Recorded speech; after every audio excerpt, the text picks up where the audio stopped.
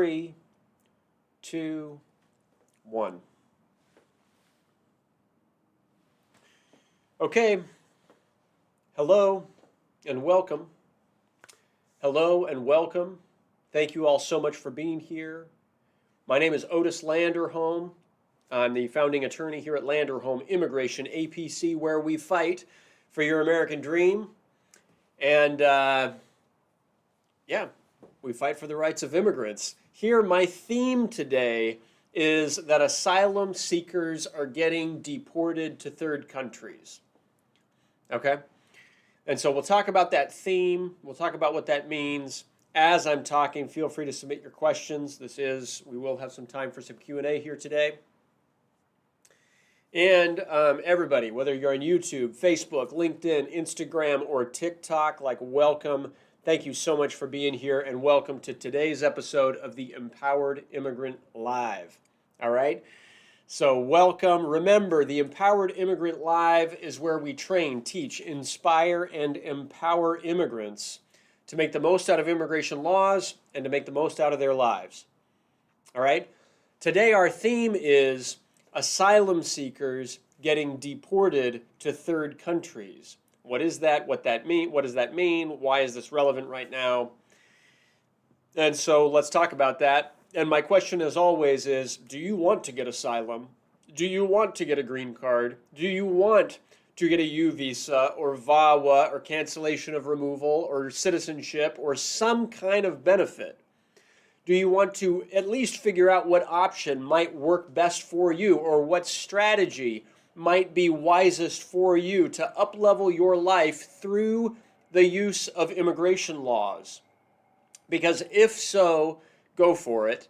And if so, I'd love to help you with that. All right, my law firm is on a mission to win 10,000 cases in the next 10 years. We would love for your case to be one of them. All right. As I'm talking today, if you have questions, please feel free to submit your questions. All right, I'd love to answer them as best as I can. And and I'm going to be talking about something that is kind of brand new, hot off the press. On Thanksgiving Day, sorry, not on Thanksgiving Day, on Halloween Day, which was last Friday, there was a case that was decided by the Board of Immigration Appeals. All right? That case said that an asylum seeker from Guatemala would not be eligible for asylum in the United States because he has to go back and fight his asylum case in Honduras.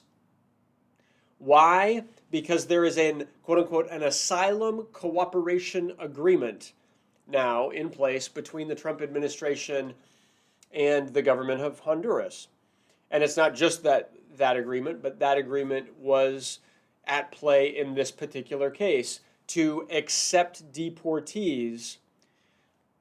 The agreement between the Trump administration and the government of Honduras is that Honduras will accept deportees and do asylum cases there. All right? And so these clients will have to be deported to Honduras, and they'll have the opportunity to fight their asylum case there. Got it? Yikes. That is not good, people. That is not good. That is a big deal. And it's going to affect thousands of people that are currently waiting for their asylum cases to be heard. All right? This is the case. The case is called the matter of CIGM and LVSG. They use people's initials to protect people's privacy. All right? Check it out. This came out. It was published just last Friday. And the facts of the case, if you want to know some of the facts, these clients came in to the United States on, on August 23rd of 2023. They then filed for asylum, right? They were put into removal proceedings. They filed for asylum. Then on August 7th of 2025, so just not even 3 months ago, the government, DHS, Department of Homeland Security, filed a motion to pre-termit. What does a motion to pre-termit mean? It means that it's basically sorry, we can't go forward with your case. It's not like It's not like we're going to have your hearing and fight your case and then see whether or not you qualify for asylum. No, a motion to pretermit means, sorry, we can't even go forward with your case. We're not going to even listen to your case. Why? Because there's this argument, there's this agreement between Honduras and the United States that will accept people fleeing from Guatemala. All right? And so, sorry, we're going to deny your asylum case and we're going to send you to Honduras first, and you can file for asylum in Honduras. Okay? In this case, their lawyer said, well, wait a second. All right, my life and freedom would be in danger in Honduras too. And here's the country conditions reports on human rights practices in Honduras. And it's like, I am afraid to go there as well. The immigration judge said, yeah, that makes sense. Okay, we will make an exception and we'll move forward with your case. But the government appealed, and the Board of Immigration Appeals says, sorry, nope. All right, no, you gotta go with the agreement. You gotta go be deported to Honduras. Ugly, people. Very ugly. So now these people are going to be ordered deported, and they're going to be sent to Honduras, even though they're from Guatemala, and they're going to have to fight their asylum case in Honduras, which is really crazy. Unless they're lawyers, unless they can convince the judge, unless they can show not just that the country conditions are bad, not just that the asylum process in Honduras might not be up to speed. They won't even consider those arguments, by the way. It's baked into the agreement, right? So they would have to show that their life, their freedom, they would be subject to persecution, not just in their home country, but also in that third country, on account of their race, religion, nationality, political opinion, or their membership in a particular social group. In other words, where there are these asylum cooperative agreements, people who are filing for asylum in the United States, before their case can even be heard about the violence that they've suffered in their home country, they will have to demonstrate and show and prove by a preponderance of the evidence that they also qualify for asylum from whatever that third country might be that would accept them for deportation instead. And that's what was decided by the Board of Immigration Appeals on Halloween Day last Friday. And it's pretty ugly, and what you got to know is if you're filing for asylum or if you're facing these types of arguments, you're going to need to be prepared. Talk it through with your lawyer, because you're going to need to show extra evidence of any third country and how your life or freedom would be in danger, how you would be subject to persecution in any of those countries. And we got to start building those cases. We got to start building those arguments. All right? And so that's what this case stands for. And that is going to start happening. All right, so it's coming. I wanted to share that information. Basically, procedurally, this type of case, we will be given an opportunity. We're supposed to be given an opportunity to be heard about this type of claim at a master calendar hearing, at a preliminary hearing. And so we've got to be prepared for it. It's going to make asylum cases much more difficult. If you've got other forms of relief out there, cancellation of removal, U visas, VAWA cases, etc., good. All right, it's going to be better to fight those other cases, because asylum is going to get more and more and more difficult through this case. Okay? The best advice, as always, don't go through the asylum process. Don't go through deportation proceedings alone. Get support. Get a team behind you.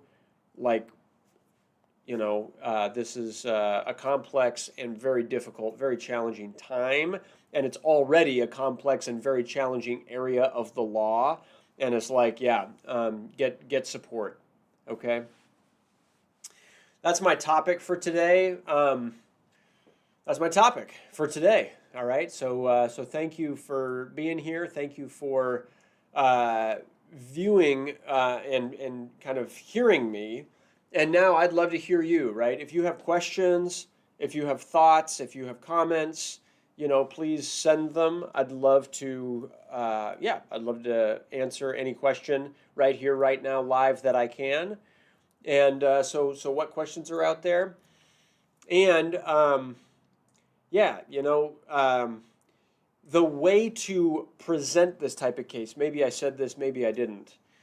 But the way to present this type of case is, if you're going to file asylum in the United States, we've got to do research to see, depending on which country you're from, to see whether or not you might be subject to other third country agreements, all right, that the Trump administration is trying to create and is creating. And so for people that are subject to third country agreements, we've got to plan ahead. And we've got to create arguments that your life or your freedom would be in danger in that third country. And we've got to do it before your master calendar hearing. Okay? That's what we got to know, folks. That's what we got to know. And now you know. That's what we've got to be on the same page about. All right, I see a question here from Maria. Maria, thank you for being here. You say, what remedy can you use for a client under a U visa application with a bona fide letter and a work permit if they have an encounter with ICE and get arrested? A bond hearing or a habeas corpus with a TRO? All right, you are smart and you are informed about various things. It depends. All right, the answer is it depends.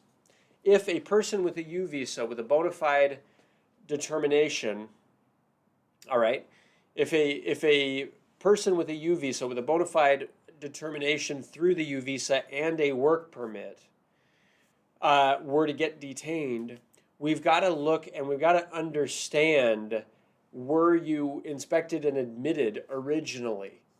All right, were you ever lawfully admitted to the United States? Many people with U visas were, and many people with U visas weren't. All right, and so if your entry into the U.S. was without inspection, then there is a case. It's called the matter of Yahure Hurtado, which is a very frustrating case, and it was decided earlier this year, saying that people who entered without inspection are not eligible for bond. Now, I believe, and many people believe, that that case is wrong. That, in fact, the way the law is written says that people who entered the United States without inspection but don't have any of serious crimes, etc., are eligible for bond. But immigration judges have to apply this new case, matter of Yahure Hurtado, which is very frustrating. And so, for people who were entered without inspection, Maria, this is the answer to your question. For people who entered without inspection but have a U visa, if you're detained, we got to go through habeas. All right, we've got to. What is habeas, folks? Who knows what habeas is? Habeas corpus. Habeas is a mechanism. It is a legal mechanism to challenge someone's detention, to challenge the legality of some of the government's infringement on your liberty. All right, I'll say that again. Habeas corpus is a legal mechanism to challenge the government's infringement of a person's liberty. If a person's detained by ICE, or if a person's detained by law enforcement, and if you believe that you're detained in violation of the United States Constitution, mainly the Due Process Clause, The due process clause that says that no person shall be deprived of life, liberty, or property without the due process of law. Well, liberty is one of those prongs. You cannot, no person shall be deprived of life, liberty, or property without the due process of law. And so if the government deprives you of your liberty by detaining you without due process, then you can file for habeas corpus and a TRO, put in a temporary restraining order. And so, yeah, that's right. All right, that's right, Maria. That often is the way to do it. But for people who have U visas who were inspected and admitted, say you entered the U.S. with a visa, and then you overstayed it, and then years later you were the victim of a crime, and then you filed for a U visa, right? Well, the fact that you entered on a visa, now you're not subject to matter of yahure hurtado, and so now you're eligible for a bond hearing, and so you can fight that bond hearing and get out. Anyway, that's my answer. Thank you for asking that question, and thank you for being here. All right. Next question I see is from JAL. You say, wish me luck, sir, with your appointment in Juarez on Tuesday. All right. All right. Good luck to you. Good luck to you. I definitely do wish you luck. It was funny. On Tuesday in our meeting, we were here, and we had a case in Ciudad Juarez that was approved. All right. So maybe JAL, come back next week and tell us how it went. All right. And I do wish you the best of luck. I really hope that you win. Okay, good. Let's see. So Lola, you have a question. Do you file that, or do you think just filed this in case? I don't understand that question. Do you file that, or do you think just filed this in case? I don't understand your question, Lola. Please, I would love to understand it, but tell me what you're referring to. All right? Oh, habeas corpus. Do you file habeas corpus, or do you think you filed it just in case? Here's the deal. You can prepare to file. So actually, I'm learning habeas. All right. Habeas is a complicated. It's not done in immigration court. It's done in federal court. We have a big habeas case that we are doing in my office right now. All right. And it is our very first one. So I am like tiptoeing right now as we speak into the realm of habeas corpus, because it is. I have not had to, and we have not had cases for habeas in the past, and we are now starting to get them. Okay? I understand and believe it is possible to prepare and file a habeas corpus action before someone is detained. But I have never done that, and I have never been hired to do that. All right? Because it's a lot of work and a lot of money to do that for a person not knowing if they're even going to need it, right? But I think technically it is possible, all right?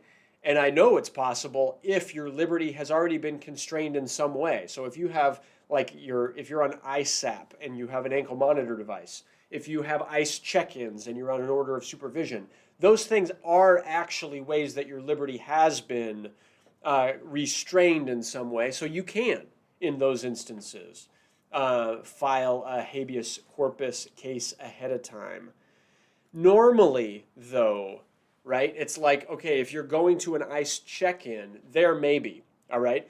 Or normally it's like, okay, if somebody was just detained, then let's get the TRO, the temporary restraining order, and let's get that habeas corpus on file as quickly as possible so that we can make arguments to, one, keep a person in your jurisdiction. That's a good tool. Habeas can be used for that.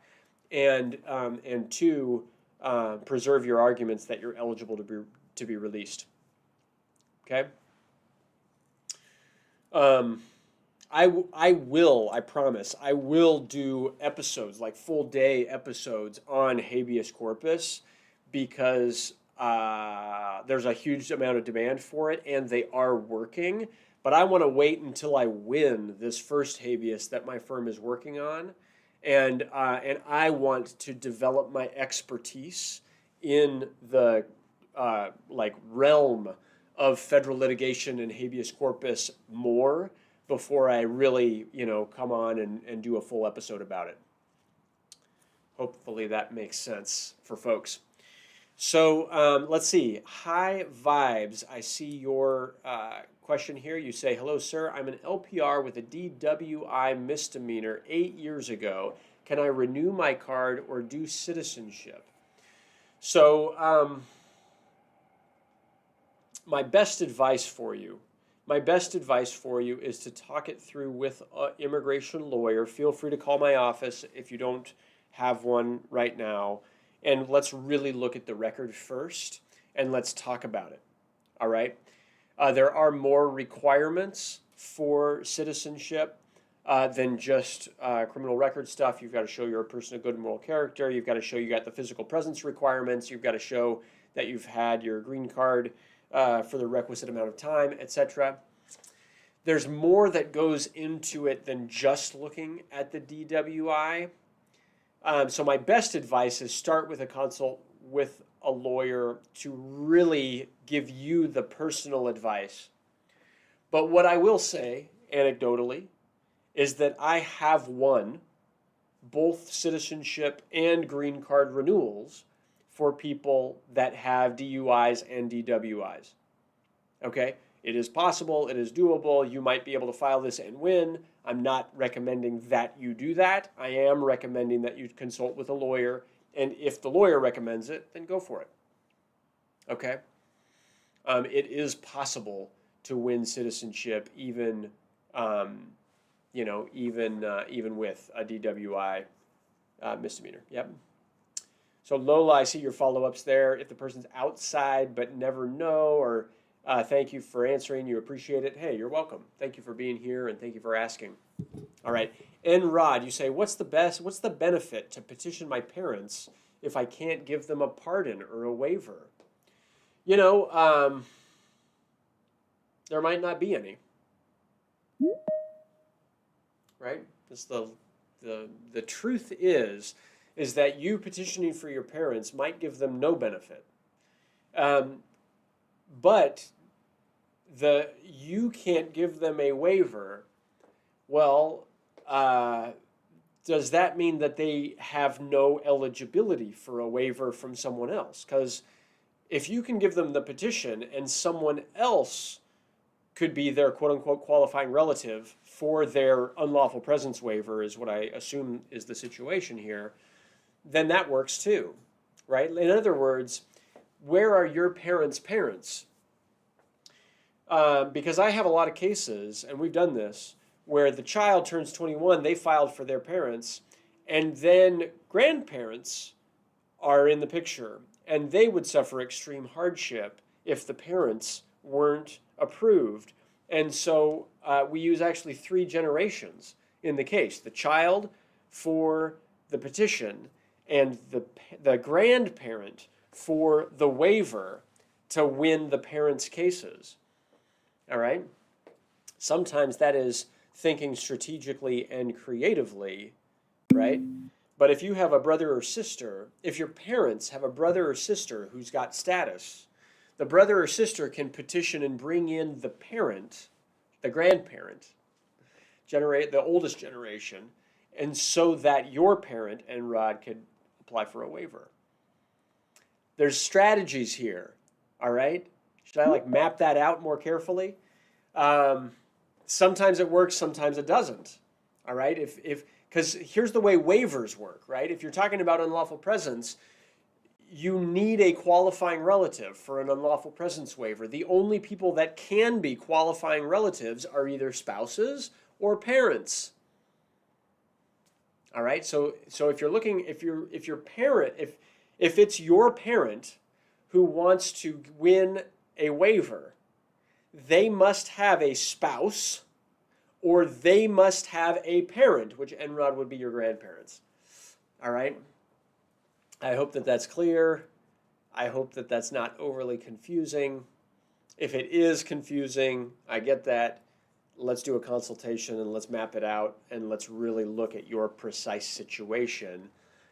But if there is no possible qualifying relative for your parents' waiver, then the benefit of filing a petition for your parents is very, very, very low. You know, it's theoretically possible. It's theoretically possible that Congress could reinitiate what we call 245E, which is 245I of the Immigration Nationality Act, that would benefit people that had petitions that had been filed before a certain date. And if they were ever to do that, hallelujah, first of all, we'd be jumping up and down if they would do that. I am very skeptical that they will do that. But if they were to ever do that, then that's the other way where petitioning your parents could benefit them at some day in the future, even though it won't right now. All right, Noah Areli Martz. You say, do you think it is safe to travel with advanced parole? Well, if you have so the best advice for you is to talk it through with your lawyer, because the correct answer is it always depends. All right, it always depends. But do I think it's safe to travel with advanced parole? I mean, if you have already won advanced parole, if you don't have a criminal record, and if the status that you won advanced parole through is 100% legal and valid, then yes. All right? Like I have clients who have traveled on advanced parole, even right now, even under the Trump administration, and come back in with no problem. The challenge, you will know, and I'll do a whole other episode about this, is the One Big Beautiful Bill Act, quote unquote, that was passed earlier this year does have an extra fee for parole admissions in certain categories. Like you might be surprised with a $1,000 additional fee on your reentry because of that fee was a part of the One Big Beautiful Bill Act for parole cases. All right? So we got to think more, I guess, carefully about if that parole travel is worth it in your situation. But for some people, it is a game changer. And for some people, it's very important and well worth it. And in that situation, hey, get good legal advice about it and look at it. And you know, that fee, it doesn't apply in every advanced parole case, right? And so, anyway, really talk it through with your lawyer and get good advice about it. All right. Let's see. Michal, I see your question here. Michal, you say, hello, sir. Thank you for everything you do. I'm thinking to apply for asylum. My TPS will be over by November 21st. Got that. Okay, got that. At this moment, I'm still waiting for my wife's appeal of an I-290B. Do you recommend applying for it?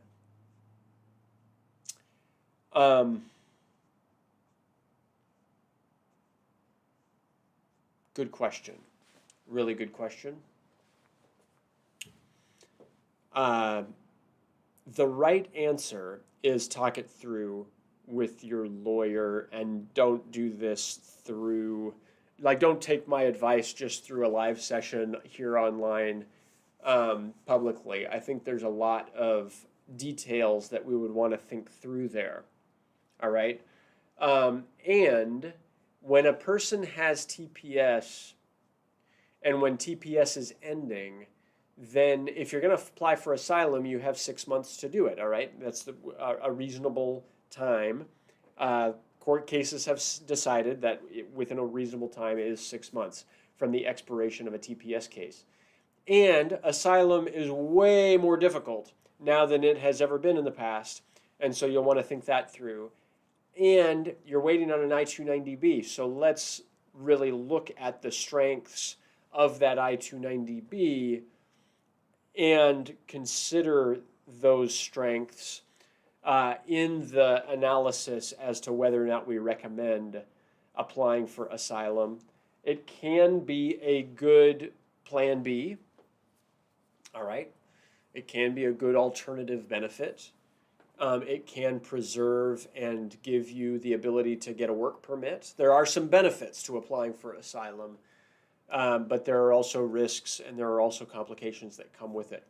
And so, that's my answer. Yes, maybe.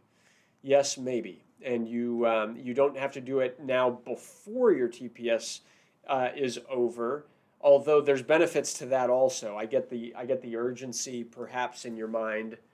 And so, if you would like to, feel free to give us a call and let's schedule a consultation and let's talk it through. Okay? All right, let's see. Noah, you said you already went 2 years ago on advanced parole. Okay, I got that. So in that case, great. And as long as you don't have any new arrests or anything within the last 2 years, as long as there's nothing really that has changed, you should be okay. All right, good. Let's see, what other questions are out there? Let's see, here on TikTok. Let's see, if somebody is already in the U.S., how long does the I-130 take? Black Widow, thank you for asking this. How long the I-130 takes does not matter where the person is. So whether they're in the U.S. or in whatever country, it doesn't matter. The only thing that matters is what's your relationship with that person. Is it a U.S. citizen spouse? Is it a green card holding spouse? Is it a U.S. citizen child? Is it a green card? Is it the child of a green card holder? Who are you petitioning? And that will change the processing times. Now, after the petition's approved, and imagine it's for your spouse, right? And imagine it's a U.S. citizen spouse. Right now, we're seeing those cases somewhere between 8 months and a year. All right, for the initial petition. After the petition is approved, now we've got to look at, if it's a U.S. citizen spouse, they're an immediate relative. So after the petition's approved, then we can file the adjustment, or you could do a one-step and file it all together. Or you could move forward straight away with the consular process. If they're not an immediate relative, then you've got to wait for the priority date to become current, and that takes sometimes 15 years, depending on which filing category we're in. Okay? And so that's my answer, Black Widow. It depends on the relationship, and it depends on whether or not they're a quote-unquote immediate relative as to when you can utilize that petition. Okay? All right, live in style. You say, on a pending asylum and a primary on the petition and gets divorced, what happens? I think I didn't see all of your message here, but let me see if I'm understanding you. You are the derivative on a pending asylum, or when there's a pending asylum application and the primary person on the petition gets divorced, what happens to the derivative? Is that what you're saying? Well, the derivative would need to file their own case or they will lose. Right? If the derivative is eligible for asylum, that is, if they have a fear of returning to their country, then now the divorce means that they cannot be a derivative anymore, so they would need to file their own case. They would have 6 months within 6 months that they would need to do it. They should talk to a lawyer, and quickly, right, to sort out their immigration situation. All right, KS, I'm loving this, by the way. Thank you all so much. I love the interaction. Please feel free to keep asking your questions. If you're just tuning in right now, my name is Otis Landerholm, and I'm the founding attorney here at Landerholm Immigration, A.P.C, where we fight for your American dream. I'm an immigration lawyer based out of Oakland, California, is where my office is. We love immigrants. We love fighting for the rights of immigrants. All right? So welcome. Thank you for being here. Let's see. CS Baja, CSBAJWA. All right? You say, I lost my EAD card. I applied for a new one. How long will it take for my approval notice?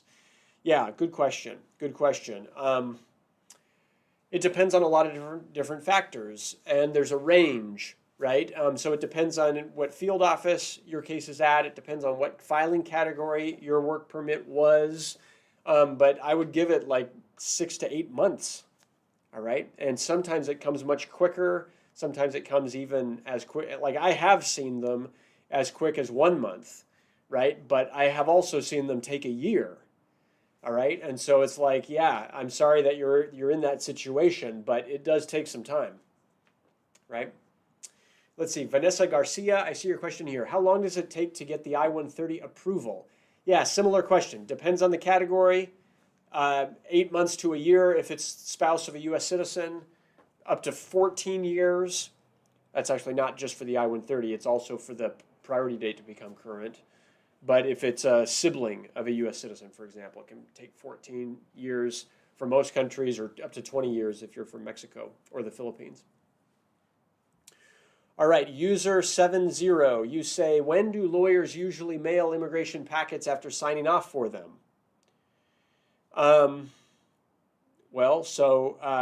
Good question, good question. So in my office, the way it works is, imagine a new client hires our firm. Imagine a new client hires our office today, right? The very next thing in my office is our client would be scheduled for a legal strategy meeting with their attorney, with their paralegal, with their case manager, with their team, so that we can all be on the same page about what documents do we need, how do we build this case, like let's build the case that you've hired our office to fight for, okay? So once we have that, now it takes some time to get all the documents in and to go do the medical exam if we need it, and to get all the tax returns and to prepare all the forms and then sign all the forms. And after we sign the forms, then it goes to the lawyer to review everything one more time before it goes out. And so if that's what you're asking, like when do lawyers usually mail the packets after signing off on them? So if we have everything and now we've reviewed it and now we've signed off, it goes in the mail the next day, right? Unless there's something missing, unless there's something else, it goes in the mail the next day. But after signing up for the service, I mean, it may have taken 2 months to get all the stuff, to get all the documents ready. All right, that is, it depends on how much time it takes to really to get all the evidence to maximize your chances of winning your case. All right. So let's see, live in style. You're asking about the pending asylum, and there's a divorce that happens. You ask, do we update USCIS? That's a good question. Talk that through with your lawyer. The best case scenario is yes, you do. All right, yes, you do. And you update them, letting them know of the divorce, and the person who is a derivative or used to be a derivative needs to submit their new application. All right. All right. Let's see. CSBAJWA, I see your thing. You say my green card expired or will expire in 2029. Okay, good. Good. So get the renewal. You should get it well before the expiration date, but it will take its time. Okay. Vanessa Garcia, U.S. citizen for a husband. Yeah, the I-130 will take 8 months or so. Then the question is, are you applying for adjustment for your husband, or are you doing it through the consulate? That depends on where your husband is located and whether or not they're eligible to adjust status. Talk that through with a lawyer. All right. So CSBAJWA, thank you for being here. I see your question. My asylum case is pending for a decision. No more court dates. They show me online. I am worried. Okay. Yeah, really unfortunate if you're going through a divorce and your case is already done and you're just waiting for a decision. Like, win that case first. Win that case first so you don't have to deal with immigration again, right? Get asylum for both you and your, I don't know what the situation is and if it's like an urgent divorce for you guys. But man, I'd hate to have to fight a whole other asylum case after you've already been there and done that and hopefully won it. Right? If you win that case, then now you both win asylum and you don't have to deal with this anymore. Anyway, that's what I think about, and I don't know your personal situation. And so I'd be like, yeah. So anyway, user, I see your question. I've been in contact with them and providing them everything. I email them frequently, but they're not responding, or for spamming or something like that. Okay, I don't know. I don't know what else to tell you, right? If they are not being responsive, then get another lawyer, perhaps, or keep following up, and and if they don't send out your case, then that's a problem, right? And it's true that like lawyers, I'll speak from personal experience, right? Our office is like very full right now. And so it's taking me longer to respond to emails right now than maybe ever, right? It's like we're getting a ton of questions and immigration lawyers, I think, throughout the United States are in similar boats, right? There's a lot of demand and a lot of question because there's a lot of worry out there. And it's understandable, but it's like, okay, let's be reasonable here and let's go day by day, one step at a time. Let's get through them and let's answer those questions. And we can do that, all right? So anyway, so that's, but if you're going a long time and not getting a response, like in our firm, we try to get responses back within 24 hours, all right? Sometimes it takes us 48 hours. Sometimes it takes me 48 hours. I'll speak personally. But we do expect and want, and our commitment is to respond within 24 hours whenever possible. All right? But that's my firm. Different lawyers do things differently, and there's a lot of firms out there that don't answer questions very well. And I'm sorry that that's the reality, but it does happen. All right, that issue is one of the main reasons that people, or one of the main complaints, I should say, why people come and hire my firm, because their other lawyer hasn't been communicating well. All right, like I'm just telling you the truth. That does happen. Okay, so yeah, I see your point, user. You're saying yesterday you called because emails weren't being responded to, and the lawyer called back and yelled at us. Yeah, see, that's garbage. That's garbage. I'm really sorry that you had that experience. And if my office can help you in any way, feel free to give us a call. Right? We will respond to your emails. Black Widow, after paying fees. Oh, you said this is your first time being here. So Black Widow, thank you so much for being here. Really appreciate you. Yeah, thanks for being here. You said after paying fees for the I-589, I've been waiting 9 years. What is next? Well, 9 years ago, there weren't fees for the I-589. So, well, unless you're talking about the lawyer's fees. There were no filing fees to the government, but there are now. All right? But if you've been waiting for 9 years, you could sue the government about it. All right? After about 4 years, 3, 4, definitely after 4 years, you have the right to sue them and say, yo, this is too long. Right? This is like arbitrary. This is like, what the heck is causing such a long delay on your asylum case? You could do that, and feel free to call my office and we could discuss that. All right? That's a type of case called a mandamus action, where you actually sue the government and say, hey, give me an interview now, please. And you're asking a federal judge to step in and say, give these clients an interview. All right? That is possible. All right, Lucia Simone. All right, you say, if you receive a G221 after an interview, how long for waiting time? Yeah, what that means is it's administrative processing. And I'm really sorry if you're in that situation. It's frustrating. There's no way to predict how long it'll be. I've seen cases where it's in administrative processing for a few days only. And I've seen cases where it's in administrative processing for over a year. All right? And so it's hard to, it depends on the consulate. It depends on what really caused the administrative processing to begin with. Sometimes they've got to just run it by their supervisor. Sometimes they got to do background checks. Sometimes there's bigger things at issue, right? National security concerns, whatever. I don't know. There's sometimes bigger things at issue. All right, let's see here. Ricardo Anguiano, and then I'm going to need to start wrapping up because I'm like, I'm like starting to lose my voice, I feel like, to be honest. So I'm talking a lot. I love it.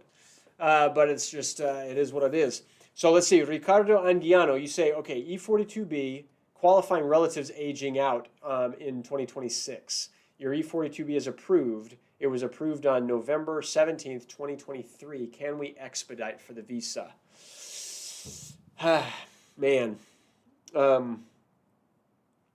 Under the Biden administration, under the Obama administration, this was possible. You could do a motion to expedite once your case was already approved by the judge to get those numbers approved.